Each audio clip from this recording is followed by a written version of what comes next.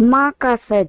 जब अतीत आया सामने, एक दिन वो हुआ जिसका मुझे डर था।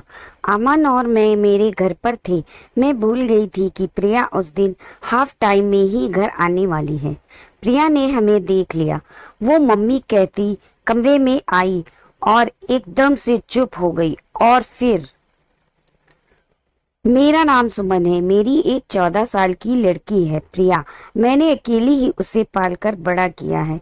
प्रिया और मेरी एक छोटी सी दुनिया है। लेकिन हमारी जिंदगी में ऐसी कई बातें हैं जो मैंने प्रिया से छिपाई हैं।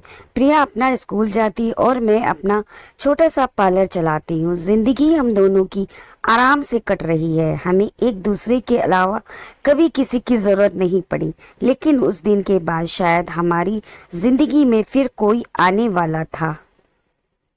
मैं पार्लर का सामान लाने के लिए शहर गई थी। प्रिया को साथ नहीं ले गई थी, वो घर पर ही थी।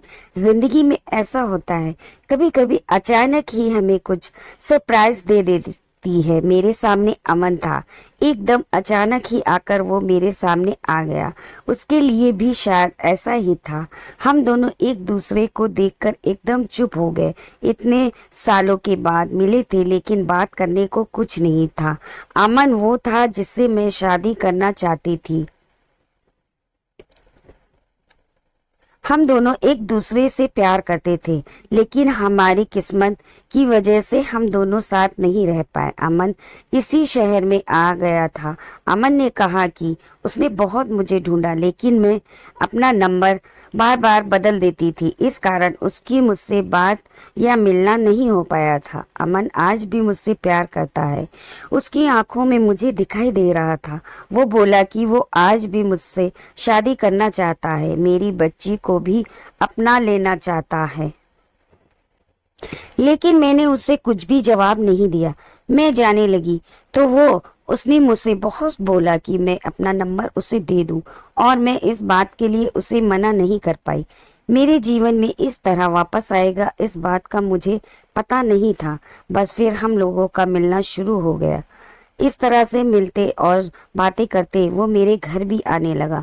मैंने सोचा था कि उसे घर नहीं लाऊं, क्योंकि घर में प्रिया है। मैं नहीं चाहती थी कि प्रिया उसे देखे। उसने कई बार मुझसे कहा कि वो हमारी जिंदगी का हिस्सा बनना चाहता है, लेकिन प्रिया के लिए हम हर बार मैं उसे मना करती रही। फिर एक दिन वो हुआ जिसका मुझे डर था। अमन और मैं हमारे घर पर थे। मैं भूल गई थी कि प्रिया उस दिन हाफ टाइम में ही घर आने वाली है। अमन और मैं अपनी पुरानी बातों में खोए थे। मैं उसके कंधे पर सर रखी हुई थी। उसने मेरा हाथ पकड़ा हुआ था। हमें इस तरह से कमरे में प्रिया ने देख लिया।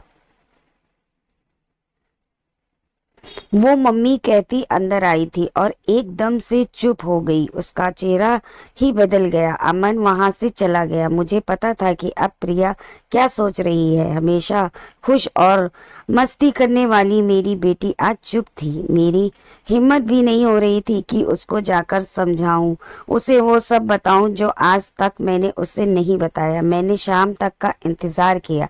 प्रिया बहुत ही अच्छी बच्ची है। उसने खुद आकर मुझसे बात की। उसने पूछा ये कौन थे। अगर आप मुझसे कुछ बात करना चाहती है तो कर सकती हैं। प्रिया ने फिर मुझसे पूछा, आपने जो आज तक कहा वो मैंने माना है। मुझे लगा कि आप हमेशा मुझसे सच बताती हैं और मुझसे कुछ छुपाती नहीं है। मैं चाहती हूँ कि आप मुझे इस बारे में भी बताएं। आप अपना फैसला ले सकती हैं। आप दूसरी शादी करना चाहती हैं तो कर सकती हैं। हमारे यह बात चल ही रही थी कि अमन फिर अचानक ही वहां आ गया। उसे देखकर इस बार मैंने कहा कि तुम फिर क्यों आ गए। अमन ने कहा कि मैं नहीं चाहता कि मेरी गलती की वजह से तुम्हारी बच्ची तुम्हें गलत समझे, इसलिए आज मुझे मत रोको। आज एक दम सही समय है कि प्रिया सब कुछ जान ले। मैंने मना किया, कहा कि नहीं, लेकिन प्रिया के कानों तक सच यह शब्द जा चुका था। मुझे पता था कि अब वो सच सुनने बिना नहीं रह सकेगी। प्रिया ने कहा, बताओ आप क्या बोलना चाहते हैं। और फिर अमन ने प्रिया को सच बता ही दिया।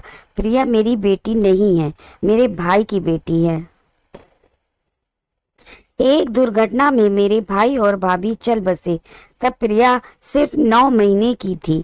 हमारे माँ बाप पहले ही चल बसे थे और वो दोनों भी। मेरी सारी जमीन बेचकर उसे वहां से लेकर मैं यहाँ दूसरे शहर आ गई। अमन ने कहा, यह तुम्हारी बुआ है और हम दोनों की शादी होने वाली थी, सिर्फ तुम्हारे लिए कि तुम्हारा प्यार बांटने कोई और नहीं आ जाए।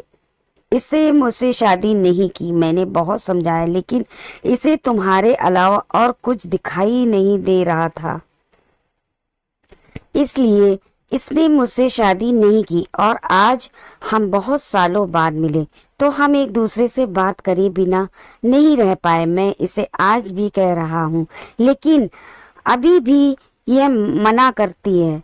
प्रिया सुनकर मेरी तरफ देखी और पूछती है, यह क्या बोल रहे हैं? कहो कि यह झूठ बोल रहे हैं। मेरी आंखों से आंसू निकलने लगे। मैंने कहा कि बेटी, भले ही तू मेरी जान है, लेकिन तुमने मेरी कोख से जन्म नहीं लिया। मैं चाहती थी कि तुझे यह बात बता दूं, लेकिन इस तरह से आज बताना पड़ेगा, मैंने सोचा नहीं था। प्रिया यह सुनकर मेरी तरफ दौड़कर आई, मुझसे लिपट गई, रोते हुए बोलने लगी, क्या बोलूं, बुआ, माँ या भगवान? मैंने कहा, तू मेरी बेटी है और मैं तेरी माँ, बस यही सच है और यही रहेगा। और अब शादी होगी तो तेरी, वो भी बड़ी धूमधाम से, जब तू चाहेगी। मेरे फैसले को अमन ने भी माना। आखिर मैं अकेली नहीं थी जो बिना शादी उम्र निकाल रही थी, उसने भी ऐसा ही किया था।